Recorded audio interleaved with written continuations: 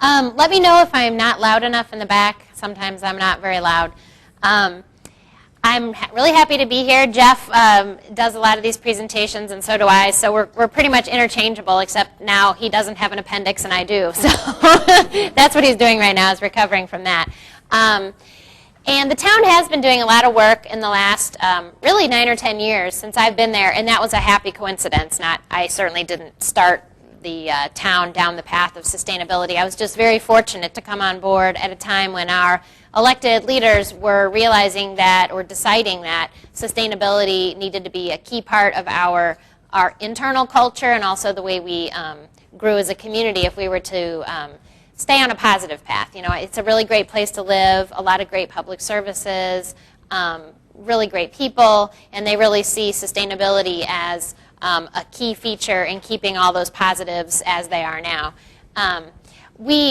Our hallmark project for sustainability has been the Uptown Normal project, and if you any history in Central Illinois, if maybe you'd been to ISU or whatever, you know that for the first 100 or so years it was called Downtown Normal, but thanks to some marketing and branding advice, we changed to Uptown Normal, which has been a really nice way to distinguish ourselves in one word from our sister city, which has downtown Bloomington. So if I mistakenly mess up and say downtown, it's just because even after all these years, it's hard to change that habit. The Uptown Normal plan, as I said, was really, I want to say, the starting point for sustainability in our community. Our town council has been conservative. It's a fairly conservative community and always has been. So even prior to this Uptown plan, our town council had a very conservative philosophy about growth, and it wasn't necessarily a saving the world philosophy, but a hey, what can we really afford? We want to keep quality at a certain level. We want to maintain our high level of services. We want to maintain a stable tax base. And so, you know, a lot of rapid growth, they saw that as not necessarily a positive. So they'd already been fairly restrained on growth and sprawl over the years. I mean, we have the sprawl issues that everybody has, although I would say on a smaller scale than certain other communities. The Uptown plan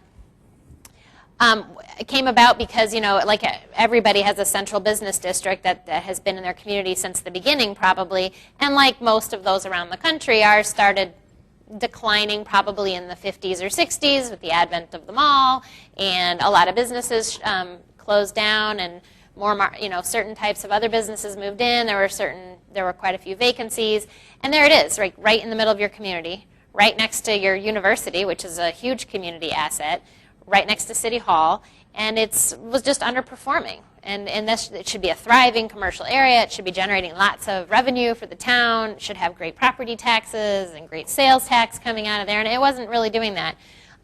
So the council in about '99 said to the city manager, you know, we recently became debt-free in '99.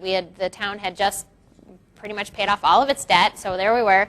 And the town council said, you know, now that we're debt-free, we've made a huge effort to do that. Let's look at Downtown Normal at the time, and let's see what we can do about that, because it's really an underperforming asset. And at that point, they went out for proposals, and they decided to hire Farr Associates out of Chicago. Are any of you familiar with Doug Farr's work? He's done a lot in Central Illinois in the last, especially in Normal and Bloomington actually, in the last 7 or 8 years. He was selected, and he created a really wonderful plan that the town council was very excited about, and one of his ideas which permeated that whole plan was that this needed to be this needed to have a very big sustainability component, because this is the way the world is going, and if you want to be an attractive place for employers to locate, for people to want to move to, for students to stay here in the community, sustainability has to be a part of your MO, because this is the way the world is going. You want to be out in front of it, not behind, fighting it every step of the way. And he was able to really present a convincing case that this should be the way they proceed, and they completely bought it because it made perfect sense to them, and off they went into their sustainable uptown planning. This is just a slide to show that as part of this whole overall Uptown plan, they kind of hit it from all directions. We established a TIF district, we hired a marketing consultant, we did some wayfinding and branding exercises, came up with all sorts of pretty logos and labels, and then we designed all this really heavy-duty infrastructure, really great projects. So it was a very multifaceted approach. It wasn't just let's just put in some street trees and some benches. It was really comprehensive because also, like many central business districts, ours had very old infrastructure. I mean, the water mains, the storm sewers. We had some brick storm sewers, sanitary sewers, all those things. You know, that stuff has to be replaced at some point. So if you're going to bother digging up everything, you might as well, you know, put a little something extra in it when you put it all back together. One of Doug Farr's specific recommendations in his plan was that new buildings needed to be green. And this was, you know, think 2000. I'm sure pretty much nobody in Central Illinois had heard of LEED, Leadership in Energy and Environmental Design. I'm presuming almost everybody in this room has heard of LEED at this point. It's a program by the United States Green Building Council. It's constantly evolving, becoming more comprehensive, and also tightening up the regulations a little bit. But in 2000, it was news to us. You know, what's this LEED program? Makes good sense. Who doesn't want a high-performance building? It's all good. And Doug said you ought to make that a requirement, Uptown Normal. So I, being the young attorney I was, wrote the code provision, which is like 3 sentences. You know, it's not that big of a deal that I wrote it. The big deal was that they passed it, and they just thought it made so much sense. And frankly, a huge part of that, and this is, I always tell people this, you don't have to do LEED unless it's a new building with at least 7,500 square feet on the first floor. That's a big building in Uptown Normal. So it was pretty much guaranteed that anybody who had to meet the LEED requirement was probably going to be getting some TIF money anyway for this project, as some sort of redevelopment agreement. So it wasn't like they were going to impose this new regulation on just everybody who came through the door. It was really mostly, if not all, projects that would have some public participation, and that has been true. That has been the case. At the time, though, we were the first place in the country to pass a requirement for LEED for private sector buildings. I want to say Portland and Seattle, kind of your usual green suspects, they had already required it of public buildings, but they hadn't required it of private buildings. Of course, we hadn't required it of our own buildings. Pretty slick. But we actually weren't building anything either. So, and subsequently, we did actually impose it on ourselves, and we've built 2 buildings since then that are LEED certified. But at the time, it was a big deal, and yet I don't think we really appreciated what a big deal it was at the time. But I can't tell you how many phone calls I've had since then. And a lot of people want to talk about, you know, what's your experience with requiring LEED? Because we're thinking about doing it too. And how did you do it? And I can only just caution people, you know, the U.S. Green Building Council is not going around telling everybody that they should make this a code requirement, because it's not simple. If people don't want to do LEED, it is like shoving water up a hose. I mean, it's so awful to try to force people into that process, and it's very hard if, let's say somebody tells you they're going to do LEED, the project gets finished, they're still submitting all that paperwork, because, you know, it takes a long time, months, more than a year sometimes, to get your final certification, at which point they've been occupying the building for a year. What are you going to do if they don't get LEED certified? I mean, it's possible, you can do it, but you need to go in knowing that it's not simple. The repercussions are not simple if they fail to meet it. Some communities now just make you bond for it, and if you fail to get your certification, they just take that money and put it into some fund that pertains to greenness in some way. So again, I'm not saying it's not possible, but it's not something you would just do just because it sounds like a great thing to do. Mm-hmm. Did you have to invoke eminent domain? We did have to use eminent domain in the Uptown project for a property that ended up being a combination of a privately owned hotel and a publicly owned conference center and parking deck. So, and it was one owner that owned several properties that we had to go through the eminent domain process. That was the only time, though, in Uptown. Pretty much everybody else has been paid quite well for their property. As you know, with these major projects, the more quickly you can purchase projects or properties early in the process, the less you're ultimately going to pay for them. But it's a real political high wire act because, you know, you don't want to just be spending public money just buying up property and suddenly you have all these private or publicly owned properties. But the longer you wait, the more people start seeing the dollar signs, and this is their payday, coming. So it's definitely, there's a timing issue. Since we passed the LEED ordinance, we have 3 completed LEED buildings in Uptown, one of which is our Children's Discovery Museum, which at the time in 2005 was the first LEED building south of I-80. So that was a really big deal. I think the most exciting thing about that was that government was helping to prod the market in a good direction, and as a result of our doing that project, a lot of subcontractors, the general contractor, all got experience with LEED on our dime, basically. We definitely paid a little bit for the learning curve, but that meant that market really opened up for everybody else, and now, I mean, there are several LEED buildings in the community. It's not common, but it's the first go-round, there was a little bit of uncertainty, and how do you bid a project like that, and what's it really going to add to the cost, and so it was great that we did it, I think. And what better building than a children's museum? I mean, it's a feel-good all the way around. So we have 2 more LEED buildings under construction right now, and we expect like 2 or 3 more, and that will probably be it, because that's all the big buildings we can fit in our small Uptown. The ones that are under construction would be our Multimodal Transportation Center, which I'll show you a picture of, and then I think that when we say 2, I think the other one we mean is the building that is currently merely a basement that has been there for about 2 years, that is owned, well, I'm not sure who owns it exactly, but One Main Corporate that you all might be familiar with locally. Did you see the newspaper? No, I was told I need to read that. So. One Main was asked the city, they dropped out or something, or what? Oh. One Main never redid it.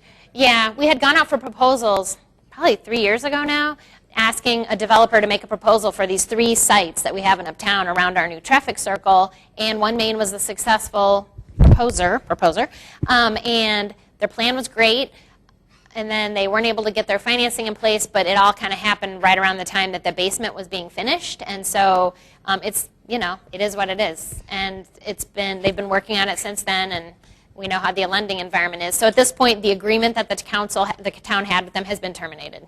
But we haven't gone back out yet. So we'll see where that goes. So these are some illustrations of what has been built. The Children's Museum on the bottom left, the Bank of Illinois on the bottom right, which is actually now Heartland Bank. It was a casualty of the bank crisis. Bank of Illinois actually closed after, I think, over 100 years of being a locally owned bank. And then the top building is Uptown Crossing, and it has a CVS in it, which is a really big deal for a relatively small central business district to get a major chain pharmacy like that, because it does bring a lot of people into Uptown.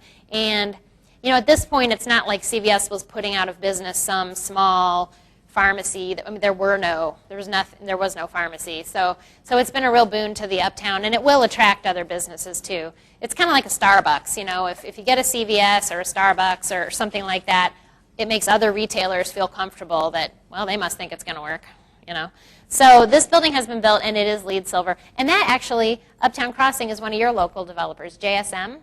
They've done a public-private partnership with the university. And they do actually have, I'm going to say 20,000 square feet of Illinois State University offices on the 2nd floor, so that's good.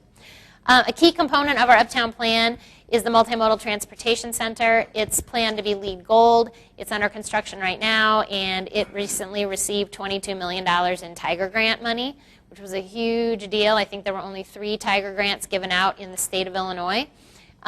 We've been working on this. It's been in the plan. It's been in the plan since day one. It's been designed for several years in some stage of design.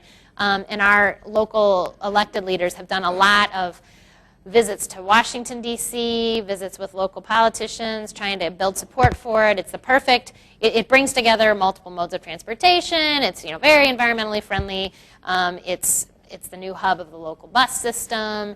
It'll be the new station for high-speed rail. If you've ever seen the Amtrak station in Normal, which is the 2nd busiest in the state outside of Chicago, although I know Champaign's really close, it's terrible. I mean, the current station, people call it Amshack, which I know there's an Amshack in many a community in this country even, but ours was really undersized, and you'd constantly have people sitting out on the sidewalk waiting for the train. So this will be a great benefit. And then some of our city hall offices will be on the upper floors as well, and a parking deck attached. So So it's under construction right now, and everybody's real excited about that. For those of us not familiar with the Like plans what's- there, what yeah. are the different buildings? What's going on? Okay, good point.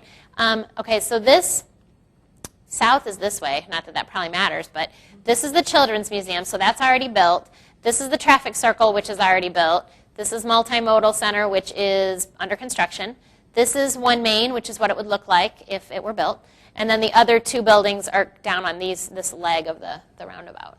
So Multimodal Center, these are the renderings. It's going to be 4 stories with a really great community room upstairs and the council meeting chambers, and then also a nice clock.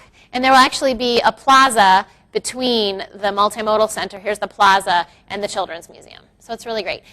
It was fascinating. When the Children's Museum was talking about locating in Uptown Normal, this was years ago now, they had been in a really small location for many, many years. A tiny little nonprofit. People are great, work themselves to death. They wanted a bigger location, and they were thinking, we'll go out to the old airport building. Lots of parking, huge parking lot, nice big kind of empty box of a building, easy to work with. But it's kind of on the edge of town. It's an old airport building. So we approached them and said, oh no, you should come uptown because it's the place to be. It's totally happening, and you'll love it. And then some people were like, we shouldn't have a children's museum next to a train track. I mean, children will be killed. There are trains all the time and on a traffic circle. And there's a lot of concern that there would be, and I have kids, so I'm chuckling. I do take their safety seriously, but I also know that as a parent I can keep my children from being hit by a very loud train. I don't think it's going to surprise the kids, but they've done great things. It's so popular. We have like hundreds of thousands of visitors. Half the reason why kids, especially little boys of about 4 years old, want to go to the museum is because there is a train track right there, and they can see the train every couple of hours. It's like the best thing ever. So it's been really, really wonderful. But you get that. But it's in an urban center. Isn't that dangerous? You think, well, how safe is it to walk across a parking lot that's 5 acres? You know what I mean? Like, how safe is that? Like, how safe is it to walk across the Walmart parking lot? I don't know. It's probably not any safer. But people have kind of some nervousness about this urban center. Are there plans to connect the Constitution Trail to the traffic circle around the MSHAC? It is already somewhat done. The Constitution Trail's... Well, because where it goes past the Multimodal Center, it is in a transitional time because it's halfway on a construction site. We have the Constitution Trail. It's a rails to trails conversion, and it runs right through Bloomington and Normal and runs right through the roundabout area. And that was definitely a confounding design element for the roundabout. I'll tell you, when you use federal money, state money, and you design something that isn't just the absolute most predictable intersection design ever, you just run into so much resistance because it's just not tried and true in our area. And nobody wants to be liable if there was an issue, and there's a lot of public scrutiny that you wouldn't get.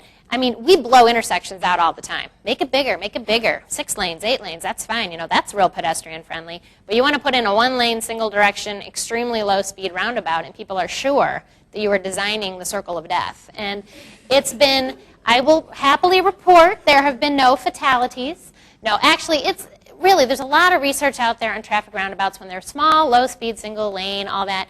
They're very safe. If there are accidents, they tend to be far less severe, far less, much lower injury rate, much lower damage. Even like the National Institute of Insurance or whatever thinks for that reason they like them. You're not going to get T-boned. If nothing else, you might get rear-ended.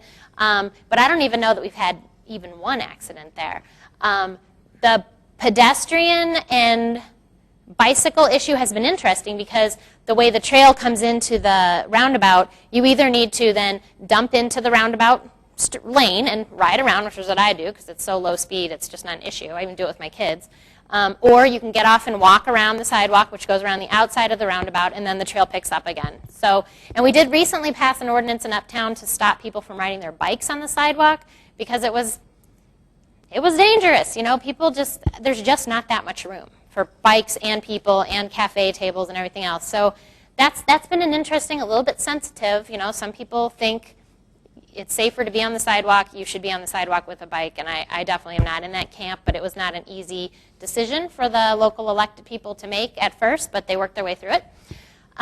So yes, but right now part of the trail kind of comes through the Multimodal Center site, and it's you know, it is what it is for now. It works fine, but it's not in its permanent location. It will ultimately come through that plaza when that plaza is built. So, Could we go back to the slide that showed the yeah. When I was in Bloomington Normal for the HBA conference, one of the things that I noticed in queuing about the roundabout is going from the left side of the slide to the right side of the slide, going around the roundabout. Oh, uh-huh. There is a number of things happening there, and I actually almost hit a bicyclist. Oh, driving? I was in the car. Okay, gotcha. And there's a parking lot over here in the lower. Right, there's some parking down here. Lower left side. Yeah. Uh-huh. And just because there was so much visually going around and the queuing wasn't, at least for somebody not in the community on a daily basis, that, I mean, I didn't endanger the bicyclists, but there was enough distraction, so when the bicyclist was coming around this side, so I don't know if people are readjusting queuing and designing for that, but I share that with you. If people are doing some adjusting. Like queuing is in waiting to get into the roundabout? Like people that are like, because there's not that much traffic in Uptown, No, as you know. there isn't, no, the queuing in the sense of how many different things are happening. Oh. Constitutional Right, trail right. is bisecting that roundabout. The traffic is coming in and going around this way. Over here, Right. people are looking for the parking available. Yeah, you have to look, yeah, you definitely are looking at a lot of things. There's a number of things coming together that you have to visually look at, and it's a very tight roundabout area. Right. And one of the benefits for pedestrians is that when you cross each of these legs, there's a pedestrian refuge island that's really very, it's pretty bulky. I mean, you know, when you're standing in the middle of it, you feel fairly sheltered. You know, it's all landscaped and it's a full curb and everything like that. So as you cross the street here, you only have to look for traffic coming from one direction. Then you get in the middle and then you look for traffic only coming from this direction. And so that's really helpful as a pedestrian. There are interesting accessibility issues with people who are vision impaired and what's the sound? How do you know? I mean, there's not a signal that can beep and as cars get quieter, you can't hear them at all. So that I'm still not clear on. I still am not quite clear on ADA guidelines and roundabouts, but these are being studied to death. So, I mean, it's been great so far. Like I said, we haven't had any issues, and the fact that it does make you uncomfortable because you do have a lot to look at does make you slow down even further. And so if nothing else, even though you feel uncomfortable about it, you probably aren't actually going to get into the accident you might have gotten in before when it was kind of this uncontrolled, everything was at a skew and one lane never had to stop, and that was definitely a little dicey. So I don't know, it's habit forming and it's definitely being familiar with it. So it's been fun. But I can tell you that there was some concern by some of the engineers that it didn't maybe exactly meet the roundabout guidelines in some magical engineering book, which I know is very important. And so at the last minute, we decided to call it a circular intersection. And since then, it has, it's been fine. So the lawyer in me loved that little trick.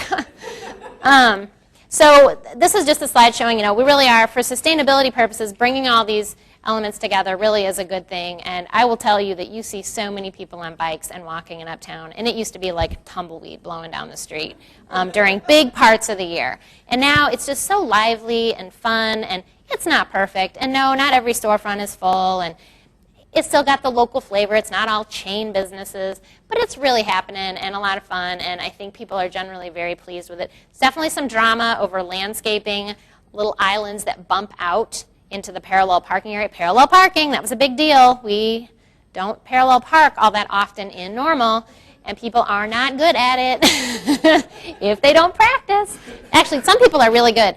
So we put in parallel parking, which actually meant that now there's parking on both sides of the street, whereas it used to just be diagonal parking only on one side. So that meant half the businesses didn't have parking in front of them, half did. A lot of people like the pull-in diagonal parking. Frankly, backing out of diagonal parking is not that safe. You may feel good going in, but going out, it's not perfect. So everything has its issues. So there are these little landscaped bump outs that are serving a purpose. It's more green space in the Uptown. It softens the appearance. It's helping absorb stormwater. But it's between every two parallel parking spaces. So, and it's not the full width of the parallel space, but it's there. And it is one more thing to kind of have to geometrically solve, like how am I going to get around that? But if you're terrible at parallel parking, that's not your problem. I mean, you're not going to be good at it even if we take those out. But there is this push right now from some people who really think that's a big part of the problem and want them out of there, and other people who really love them.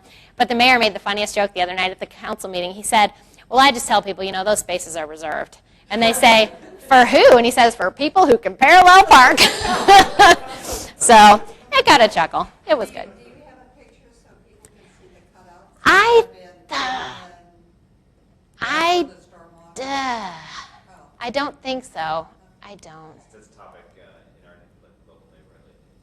The bump out thing? Well, it's a topic of how. Oh, like a, sure, yeah. And, if you're looking towards designing green streets, that can definitely play a role. This is the Roundabout Design, and it's fabulous. Peter Shout did the design, and he's kind of one of Mayor Daley's darlings of landscape architecture. Fabulous guy, though. Like, you'd never guess that he doesn't act, as if he is Mayor Daley's darling. He's a super regular guy, amazingly talented, designed this roundabout feature so that it would be beautiful, fun to be in, and also serve an environmental purpose. And it is doing that.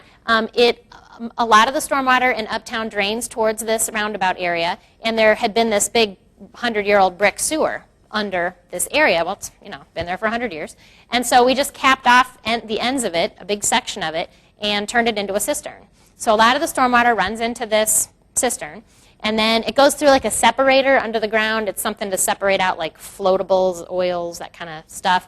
And then the water gets pumped up through this roundabout feature, through the outer ring, which there's an outer ring here, and it's actually this raised concrete planter bed that's, the water flows through it and by gravity goes around, and it's full of wetland plants that kind of cleanse the water.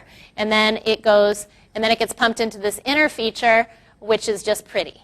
It's just ripply, and it makes a nice sound, and then there's all these wonderful trees and benches, and people are in it constantly. There's the source pool where the water originally gets pumped up. It's maybe like 2.5, 3 feet deep. People have their kids in there and like floaties. I mean, it's really kind of like, this isn't the pool, but someone has donated fish. Very nice. They've been growing all season. We have some very large koi now. And it's just, it is fabulous. It's a fairly calm design. It's not showy, it's not flashy. The water does not spew. It is not a fountain. It is a feature. And some people at first were like, well, where's the gusher? Where's the water? And that's not the point of it. It's very calming, and people are in it all the time. So it is great, and it's serving this green infrastructure purpose. I want to mention this is actually just showing like underground for the roundabout. This is showing that there's a cistern down there. There's all this mechanical stuff that pumps it up and it goes around. We've had people steal some of the irises. It is not good because, they're easy to just rip right out of there. And so they've been transplanted somewhere else in the community, I hope. But generally speaking, it's been treated very well. People are very excited, and they just love it. I wanted to mention our street tree plantings in the urban core here, because I think when you're talking about sustainability in a city center, even a city as small as ours, you just have to take the opportunities as they are presented. You have very little space to do a lot of good greenery, and so when there's a product out there that's developed that makes a lot of sense and means that your trees are going to live longer and be healthier, you got to really consider it very seriously. These are called Silvacells, and that's just the proprietary name.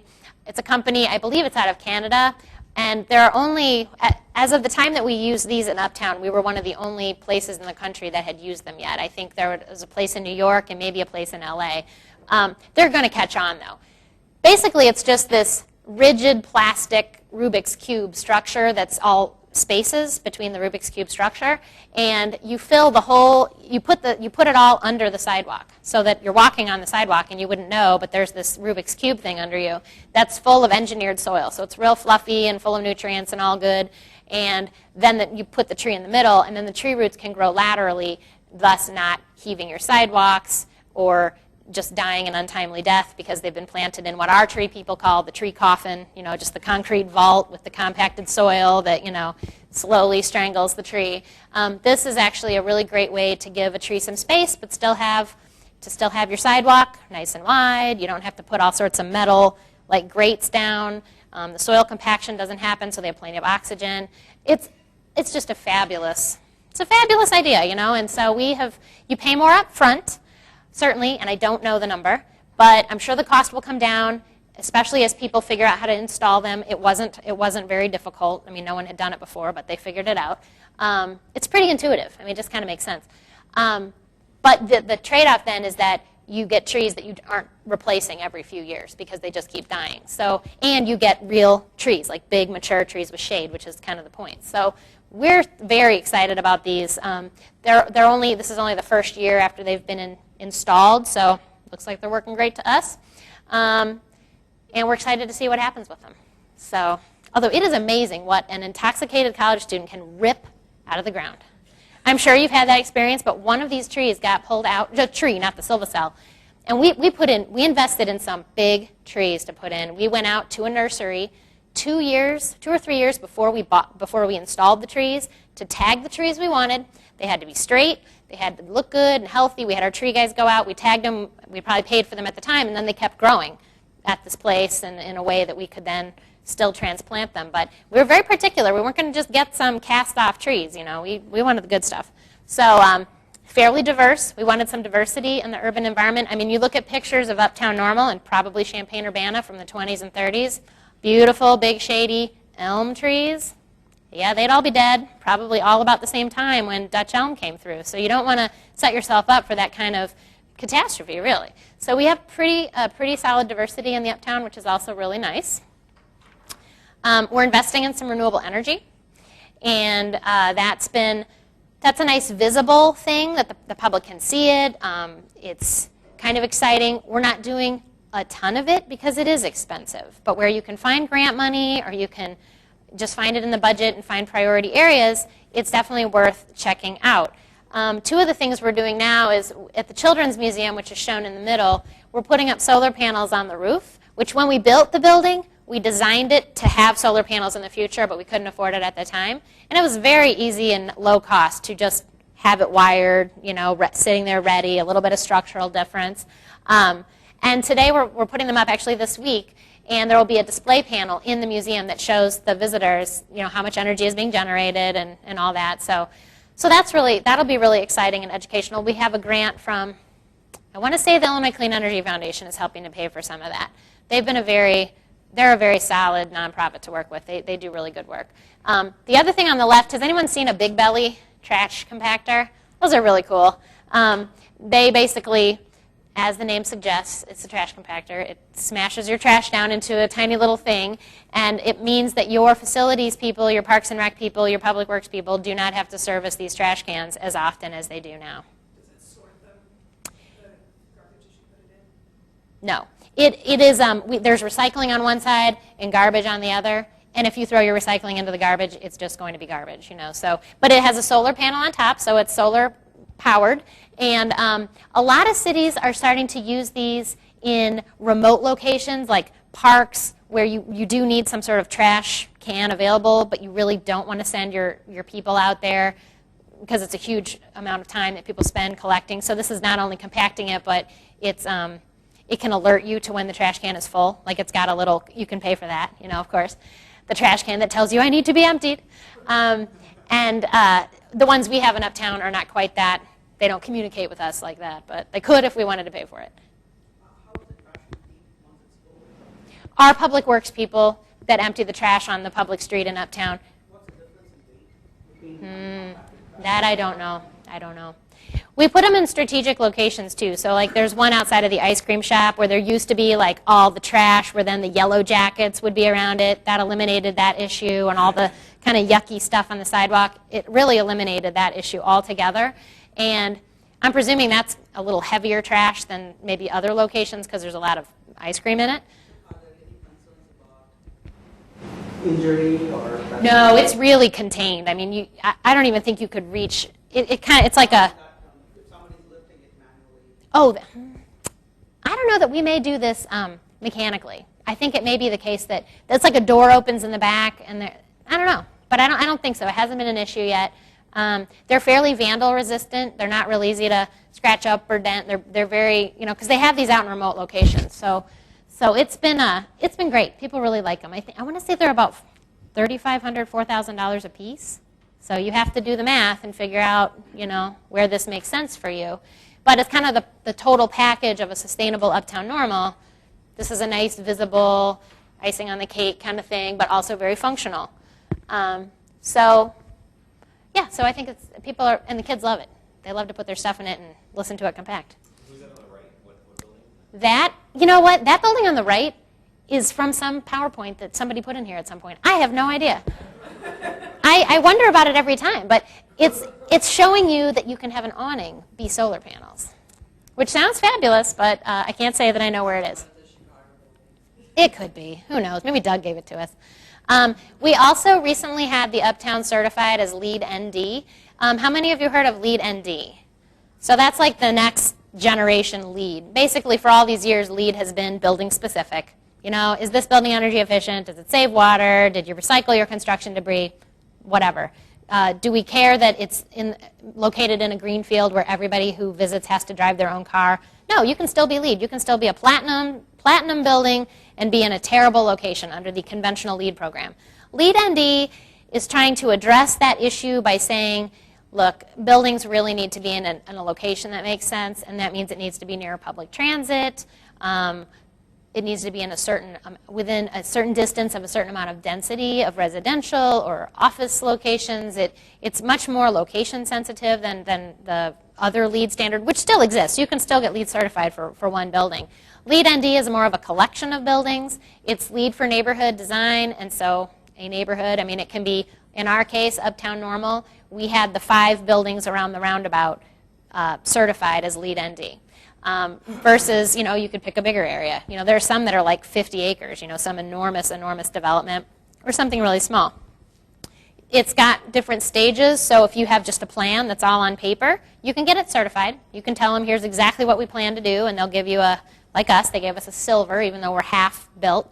But you have to go back within a certain number of years, and it has to be built, and then they recertify it at whatever level that you've actually achieved, because what you draw on paper never actually works out exactly. So we're very excited. It was a really nice exercise to just demonstrate in another way that a lot of good thought went into this overall project in Uptown, and that you kind of have the good housekeeping seal of approval now that says, oh yes, good job guys. So we're very pleased with it, and we'll have to see though over the next 3 or 4 years if we can get the basement to turn into a building, and then the other 2 sites to also become the buildings that we had hoped. But in the meantime, I still think it was worth it. So this is just a picture to give you some more details about LEED ND. There were it was the pilot project, the pilot program that we went through. We were one of a couple hundred. And not as many finished the process as started, which isn't surprising. It's kind of expensive. I think we had to pay like $7,500, I think, to register. And you have to explain that to people. Why would you do that? So we made the case. This whole presentation, because I wasn't really going to be here, it was going to be Jeff. This presentation involves other planning initiatives in town that are also somewhat urban in design. The Main Street area in town is a commercial corridor. It's been there for 90 years. It's a state highway. It's not particularly historic, except for the part where it goes through Bloomington, downtown Bloomington. And we're working on new design guidelines for Main Street because it's another underperforming area of the community, and it's in the middle, so it's nice infill, redevelopment, and all that. But there's not enough time to go into all that. But it'll all be available. It's all on the PowerPoint, which will ultimately be online. But I wanted to leave time for questions. So although you've kind of been sprinkling them throughout, is there anything in particular you'd like to ask about, Pat? I propose here would like to hear you talk about the importance of their architecture design, the Children's Museum, and Doug Farr's relationship with Yeah, it's been a really wild ride. Mayor Coos is our mayor now, and he's been the mayor for about 4 years. Prior to that, he was a council member, so he's been on the council since I started at the town, so 2001-ish.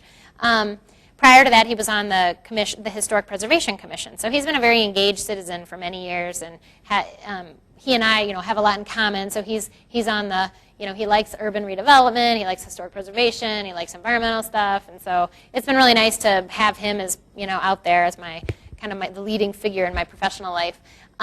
He also owns a bike shop, which is right next to the downtown or the Uptown area, and so, he came at his job as the mayor already believing all this stuff personally, but in Bloomington Normal, it's a pretty conservative place, even if you're, it doesn't, I don't know, this is going to be broadcast, so I'm not going to say anything that could get me fired, which half the time I do.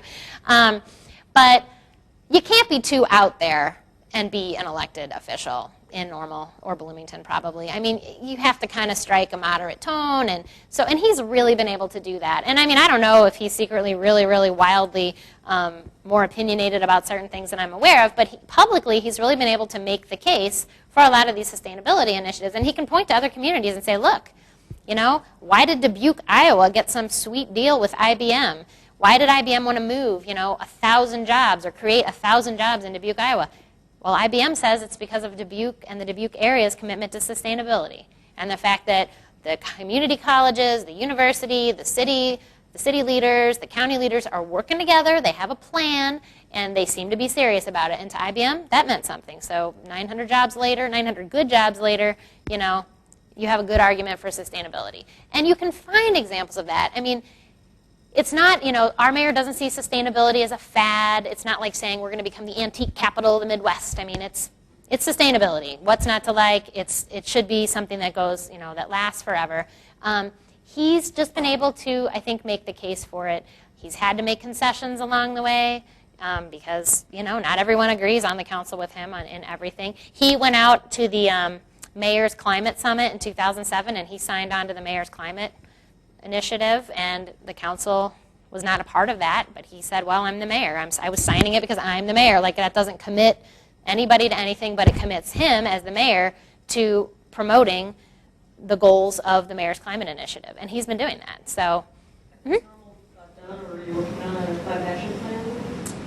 not exactly. We just finished this community sustainability plan, which is almost a 2-year planning process. We hired an outside facilitator who was not an expert in environmental sustainability, but a professional facilitator, brought together a really diverse group of citizens, specifically not looking for all of the usual suspects. We didn't want the people that everybody knows is into the environment. So it was a really interesting cross-section of people.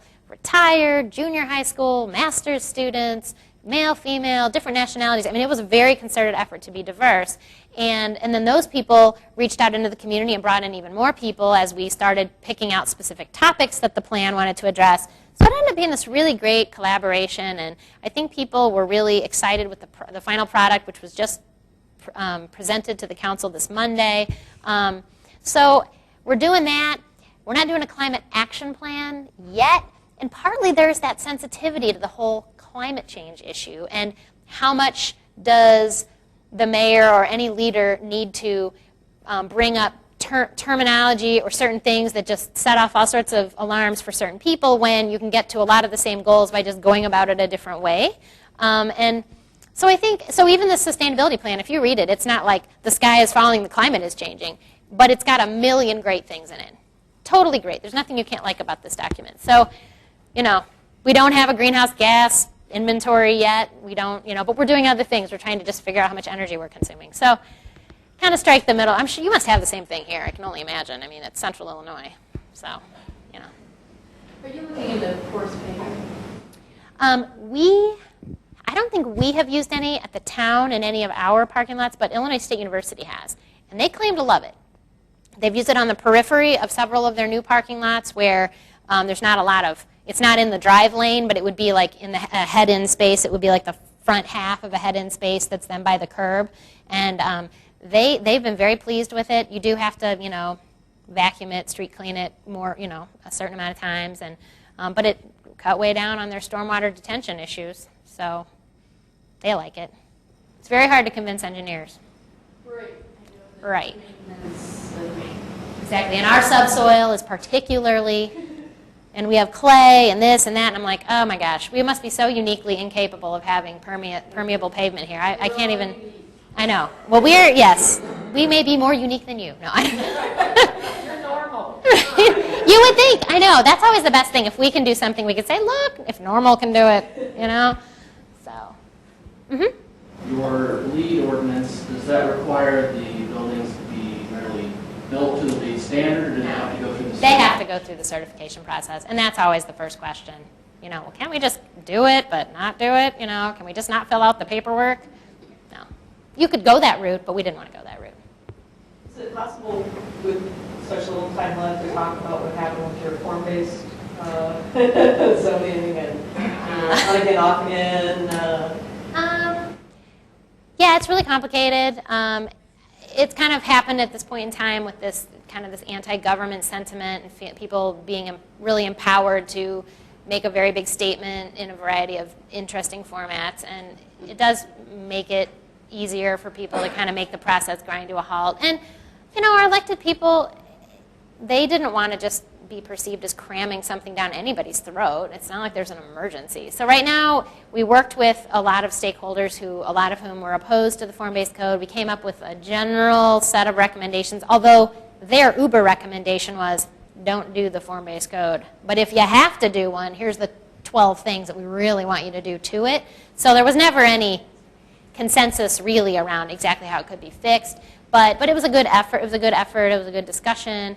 I'm not sure how it will ultimately be implemented in pieces. Do you pick smaller areas? Our form-based code was for like 5 miles. And it's easy to promote a form-based code when it's a historic setting where you can clearly show people, well, the buildings are all 3 to 5 stories, they're all built to the front property line, the parking's all in back, you know, all the things a form-based code does. But when it's 5 miles of something that's developed over the last 70 years in this haphazard way, there isn't an obvious context that you point to say, well, this is clearly what we need to be doing here. It's just a little harder to explain. I mean, it may really be what you want, but it's harder to explain. So, yeah, it's been a little bit of I don't say a train wreck, but, you know, it's been a little challenging. A lot of blogging, I can tell you that. Lots of blogs. I've never seen my name so many times.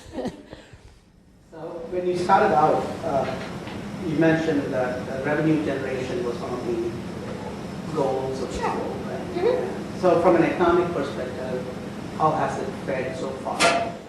I think it's been very successful.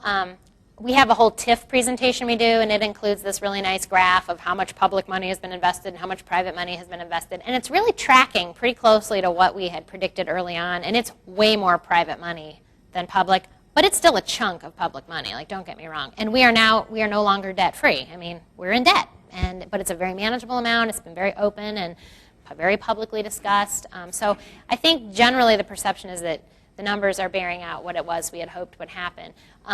There was like an instance early on where the hotel was originally going to be publicly owned, and we would hire like a private management company to do the daily operations, but that became this political, you know, football, and you know, you had private hoteliers saying, no, the government shouldn't be owning hotels, and there were ads in the paper and whatnot. Great public discussion, and finally the council said, you know what, we still think that it's a better deal for the town financially to do this, to own it publicly, but the people have spoken. We'll make it private. We ended up with a great deal with Marriott, but we still own the conference center. But, you know, there were points at which the economics were not so clearly favorable to enough people. And the council was very good about backpedaling a little. Let's have another meeting. I cannot tell you how many meetings, like I think 83 in the first 2 years I worked there. And it was, you got to do it. You got to do it. So. Are those facts available on a website somewhere? I don't know. Afterwards, though, if you come up, I can either send you the slides or whatever. I don't know that they're actually on the web somewhere, at least not obviously.